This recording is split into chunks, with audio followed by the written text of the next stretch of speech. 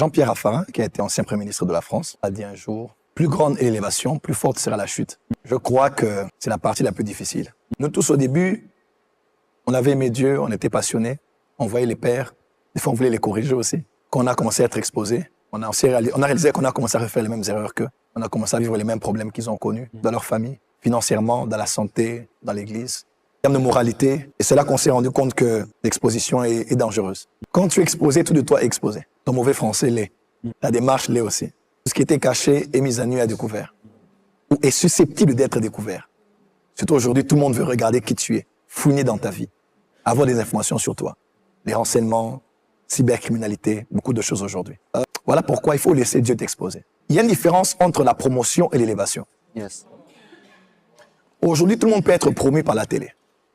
Je séduis l'apôtre, il ne le sera pas, bien sûr, c'est un homme de Dieu ferme, qui écoute Dieu. Notre pasteur, disons, il dit, ok, d'accord, passe à EVTV, puis je passe. T'es promu, mais j'ai pas été élevé. Wow. La promotion vient des hommes. Elle peut venir d'un très bon service marketing, d'une très bonne médiatisation, de très bonnes choses que l'on peut te faire faire, mais tu n'as pas de socle. Parce que c'est la main d'un homme qui t'a élevé. Yes. C'est un système qui t'a formé. Ce sont des hommes qui t'ont créé. Et ceux qui t'ont créé, ils peuvent aussi te démanteler. Yes. Mais l'élévation ne vient ni de l'Orient ni de l'Occident. C'est Dieu qui élève l'un et qui abaisse l'autre. En fait, quand Dieu t'élève, l'élévation, en fait, c'est quoi? L'élévation, ce n'est pas être connu. L'élévation, c'est quoi? L'élévation, c'est une position spirituelle que Dieu te donne afin que de là où tu es, tu joues un rôle important pour sauver une génération dans un domaine spécifique. Wow. Elle commence d'abord par une position spirituelle, mais elle finit par se rendre visible. Parce que l'élévation commence par une chaise spirituelle que tu reçois avant d'avoir une chaise qui est physique. Yes.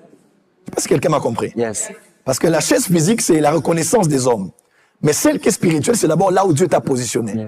L'élévation, c'est d'abord une position spirituelle. Pourquoi quelqu'un d'autre peut être l'homme du match après un match, mais il n'a pas été celui qui a marqué. Il n'a marqué aucun but, mais il est l'homme du match. Wow. Pourquoi? Parce que sa position lui a donné d'influencer tout le long du jeu sans avoir marqué un seul but. Donc l'élévation, c'est pas forcément aller mettre le ballon dans le panier. C'est pas ça. L'élévation, c'est quand Dieu te positionne quelque part pour que tu deviennes un catalyseur de quelque chose qui se passe dans le monde.